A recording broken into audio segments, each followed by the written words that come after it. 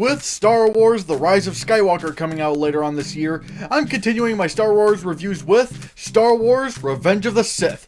But before I get further into my review, here's a little message. Before I go on, don't forget to smash that like button, smash that share button, and if you're new here, smash that subscribe button so you can watch more reviews like this one, and give a little tap to the gray bell icon for notifications on my latest uploads. Back to the review.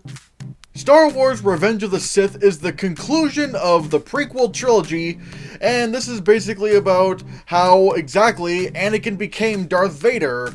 And in my opinion, this is probably the only good movie from the Star Wars prequel trilogy, because I really didn't like the other two movies, but this one has a lot of redeeming qualities, and I feel like enough redeeming qualities to make it good. For one, the story is actually interesting. Especially with Star Wars The Phantom Menace, we didn't need to see all that.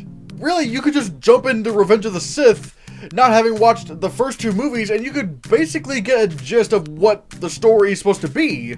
Also, the visual effects are a lot better. Of course, the new Star Wars movies have the best visual effects in my opinion, but the visual effects in Star Wars Revenge of the Sith are actually very good. This also has probably the most character development we've seen out of the Star Wars movies thus far, because it's actually interesting, and for the most part, characters end up where they're supposed to be, at the right time.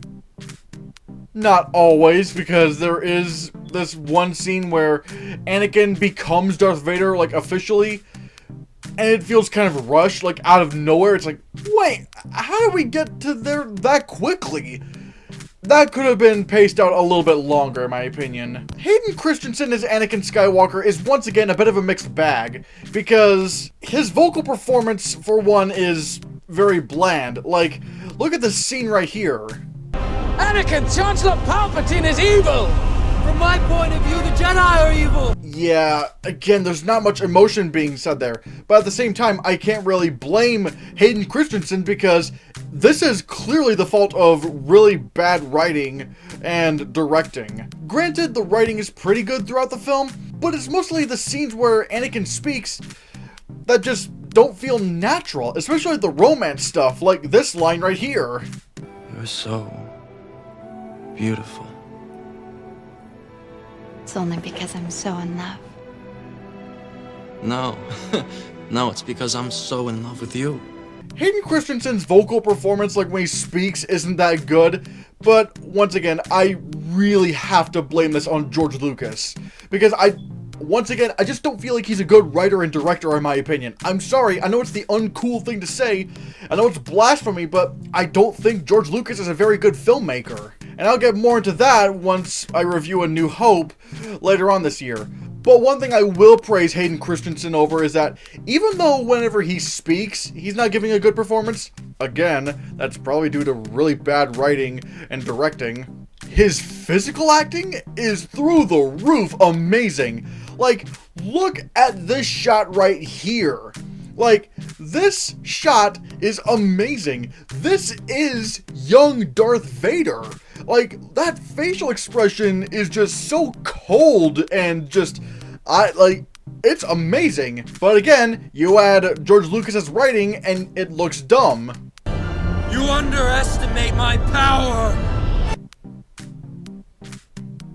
But now let's talk about Ewan McGregor as Obi-Wan Kenobi. He was already okay in The Phantom Menace, but for some reason he just kept getting better throughout the movies, and once we got to Revenge of the Sith, hell, the ending of Revenge of the Sith, it's heartbreaking. You see the torment on his face considering what he's having to do with Anakin and fighting this, kid that he taught ever since he was a child.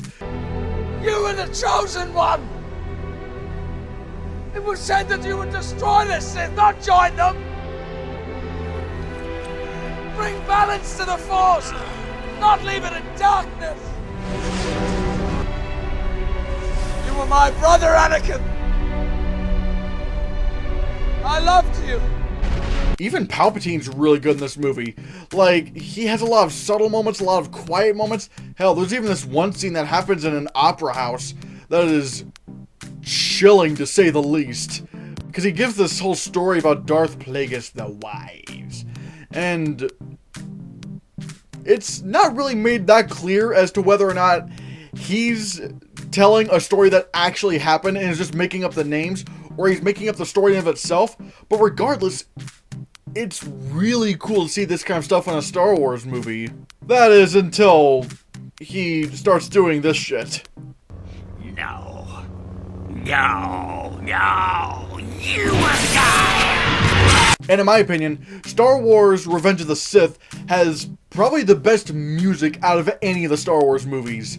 Like, oh my god, the whole Mustafar, Obi-Wan versus Anakin battle music, that is incredible. I have that on my phone, like, holy shit. That music just knocks me out. It's incredible. It's so epic. And really, this does deliver what we wanted from the Star Wars prequels. This gives us the climactic battle we've been waiting for. And I'm not gonna lie, I think the Mustafar battle at the end of this movie might be my favorite lightsaber fight. If we're talking about the lightsaber fight in general, along with the music.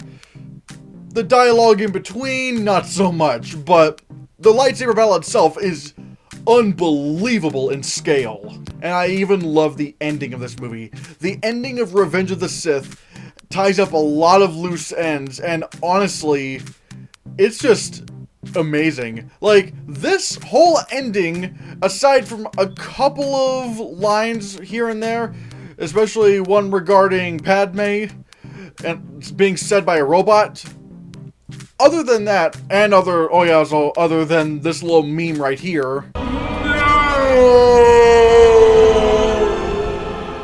like, this whole ending of Revenge of the Sith, visually, is really, really good, and like I said, ties up a lot of loose ends really well. Overall, I thought Revenge of the Sith was pretty good. It's the first of the Star Wars prequel trilogy, and probably the only of the Star Wars prequel trilogy, that's actually any good. We actually get some character development, we get some incredible music, some incredible action sequences. Yeah, there are some problems here and there, so which is why, I can't say it's great, but this is a pretty solid Star Wars movie in my opinion. So, have you seen Star Wars Revenge of the Sith? Let me know in the comments below what you think. Thank you so much for watching. Give this video a like, share the video so that we can get the channel circulated. Don't forget to support my Patreon on my Patreon page, and if you can't do that, then consider supporting me through my PayPal donation button in the description below. And if you want to see more, click this. By the way, another good thing about this movie, Jar Jar doesn't say a fucking word. Thank God.